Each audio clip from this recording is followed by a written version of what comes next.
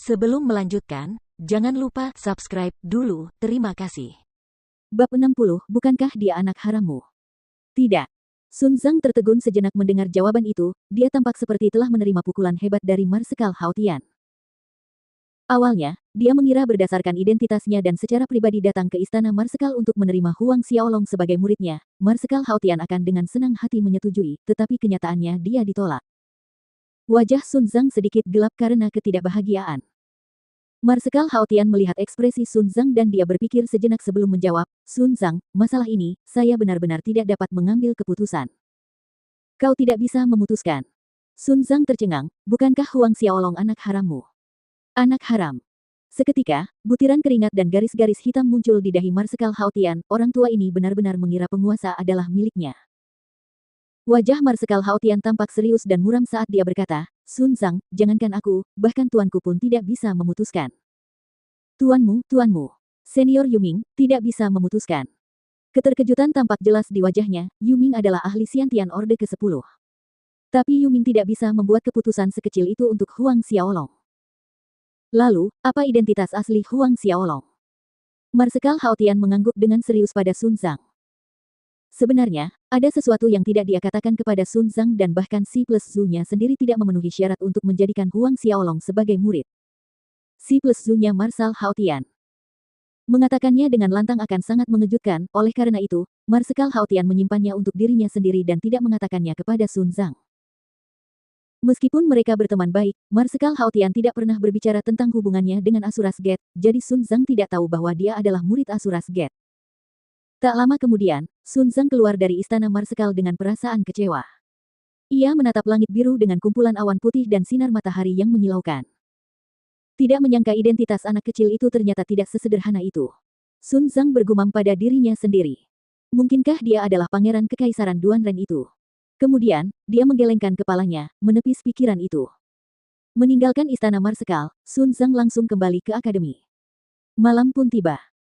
Panas siang hari perlahan menghilang saat malam tiba dan angin sejuk bertiup di malam hari. Huang Xiaolong sedang duduk bersila di ranjang giok dingin di kamar tidur utama Tian Xuan Mansion. Ki pertempuran beredar di meridiannya, namun, dia tidak berlatih. Beberapa hari terakhir ini, sebuah pikiran muncul di benaknya, karena roh bela diri naga kembarnya dapat menyatu menjadi satu dan mereka dapat terpisah menjadi dua entitas independen, maka mungkin dia dapat memanggil mereka keluar secara individual. Dan sekarang dia sedang bereksperimen bagaimana melakukan pemanggilan individu. Jika dia bisa mengendalikan dan memanggil hanya satu roh bela dirinya, maka dia tidak perlu khawatir roh bela dirinya yang kembar akan ditemukan oleh orang lain. Dalam keadaan normal atau selama pertempuran, dia hanya akan melepaskan naga hitam. Namun, meskipun sudah berusaha selama 2 hari, setiap kali Huang Xiaolong memanggil roh bela dirinya, naga hitam dan biru akan muncul. Ini seperti tangan kiri dan kanan menulis karakter yang berbeda pada saat yang sama, tindakan yang mustahil.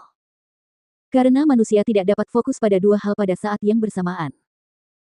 Upaya Xiaolong gagal berulang kali, tetapi dia tidak merasa patah semangat dan terus mencoba setelah setiap kegagalan. Malam berlalu saat fajar tiba, membawa cahaya.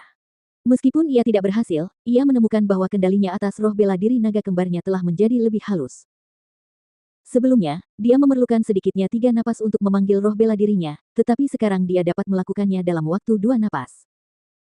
Keluar dari kamarnya ke halaman, Xiaolong meregangkan tubuhnya sedikit lalu mendengar suara teriakan keras dari halaman belakang.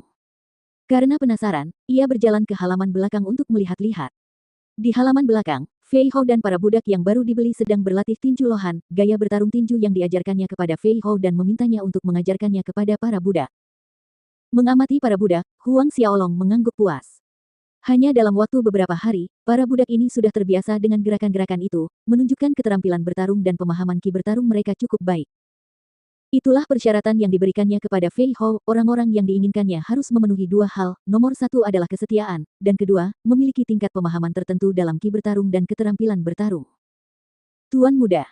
Melihat Huang Xiaolong berjalan mendekat, Fei Hou segera menghampirinya dan memberi salam. Huang Xiaolong mengangguk. Kemudian dia menunjuk Bisman Boli yang sedang berlatih tinju lohan di alun-alun, berkata kepada Fei Hou, kamu lebih banyak membimbing Boli sehingga dia bisa membimbing yang lain, sehingga kamu punya waktu untuk berlatih sendiri. Baik, Tuan Muda. Fei Hou menjawab dengan hormat. Ayo pergi. Temani aku jalan-jalan di luar. Kata Huang Xiaolong kepada Fei Hou. Dia telah berada di kota kerajaan Luotong selama beberapa hari dan belum sempat melihat-lihat. Karena itu, Huang Xiaolong memutuskan untuk keluar. Selain itu, dia akan pergi ke hutan bulan perak 2 hari kemudian dan akan tinggal di sana selama 5 bulan. Jadi, dia ingin membeli beberapa barang dan mengunjungi Li Lu serta toko sutra keluarga Li. Dia telah tumbuh lebih tinggi sejak meninggalkan Huang Clan Manor, mencapai 150 cm, jadi dia mungkin juga membuat beberapa set pakaian baru di sana. Huang Xiaolong, Fei Hou, dan keempat pengawal istana Marsekal keluar dari istana Tianxuan dan berjalan di sepanjang jalan. Pagi itu cerah dan udaranya segar. Xiaolong dalam suasana hati yang baik saat berjalan di sepanjang jalan karena jalan itu semakin ramai dengan orang-orang biasa dan toko-toko juga mulai buka untuk hari itu. Sebenarnya, menjalani kehidupan biasa juga merupakan bentuk kebahagiaan. Melewati beberapa jalan, mereka berenam akhirnya tiba di toko sutra keluarga Li. Karena belum seminggu sejak pelajaran akademi dimulai, Li Cheng, yang menemani Li Lu ke kota kerajaan, belum kembali ke Kabupaten Changlan. Ketika dia melihat kelompok Xiaolong datang, dia segera keluar dari aula dalam untuk menyambut mereka. Xiaolong, senior Fei Hou. Li Cheng menyapa dengan penuh senyum. Xiaolong mengangguk dan memanggil Li Cheng, paman, saat dia memasuki toko bersama Fei Hou dan yang lainnya. Li Cheng mengundang mereka ke aula besar bagian dalam, dan segera memerintahkan para pelayan untuk menyajikan teh. Kali ini di hadapan Huang Xiaolong, tindakan Li Cheng agak kaku, dan ketika dia duduk, tangannya gemetar karena tidak tahu harus berbuat apa. Melihat hal ini, Huang Xiaolong menduga bahwa Li Cheng sudah tahu tentang apa yang terjadi selama penilaian siswa baru, bahwa ia hampir membuat Jiang Teng menjadi sampah. Li Cheng mungkin juga mendengar rumor bahwa ia memiliki hubungan yang tidak dapat dipastikan dengan Marsekal Hao Tian. Kabar itu sudah tersebar ke seluruh kota kerajaan, hubungannya dengan Marsekal Hao Tian bukan lagi rahasia.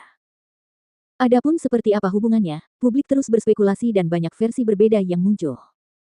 Paman, saya datang untuk memesan beberapa set pakaian.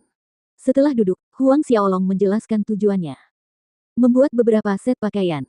Li Cheng tertegun sejenak lalu segera berdiri. Ia sendiri pergi ke alat ukur untuk mencatat ukuran Huang Xiaolong. Huang Xiaolong tertawa, memintanya untuk membiarkan para pelayan melakukannya. Namun, Li Cheng bersikeras melakukannya sendiri, yang membuat Xiaolong merasa malu dan canggung. Saat melihat Li Cheng mengukur tubuhnya, Xiaolong tidak bisa tidak memikirkan kedua orang tuanya di Huang Clan Manor, Huang Peng dan Su Yan. Jika mereka tahu dia ada di kota kerajaan dan Li Cheng mengukur tubuhnya sendiri, apa yang akan mereka pikirkan? Hal itu dilakukan dengan cepat dan mereka berdua duduk. Setelah dia memikirkan sesuatu sejenak, dia berkata kepada Li Cheng, paman, ibu dan ayahku tidak tahu bahwa aku ada di kota kerajaan. Untuk sementara waktu, aku ingin merahasiakannya dari mereka, kalau mereka terlalu khawatir. Ketika kamu kembali, tolong jangan ceritakan hal ini kepada orang tuaku. Memahami makna tersirat dari kata-kata Huang Xiaolong, Li Cheng segera meyakinkannya, Xiaolong, jangan khawatir. Aku tidak akan mengatakan hal-hal ini saat aku kembali. Huang Xiaolong menganggukkan kepalanya. Kalau tidak, saat dia kembali di akhir tahun, mereka berdua pasti akan mengganggunya dengan banyak pertanyaan tentang ini. Pada saat itu, di etalase pertokoan, tiba-tiba terdengar keributan dan suara-suara teriakan marah. Huang Xiaolong mengerutkan kening mendengar suara-suara keras itu, dia tahu bahwa seseorang sedang mencoba membuat masalah di luar. Selain itu, ekspresi Li Cheng tidak menyenangkan ketika dia mendengar suara-suara marah dan memarahi dari depan toko. Beberapa hari ini, ada seseorang yang sengaja datang untuk membuat onar, bahkan menyerang dan melukai pekerja toko. Dia tidak menyangka bahwa mereka akan muncul lagi hari ini.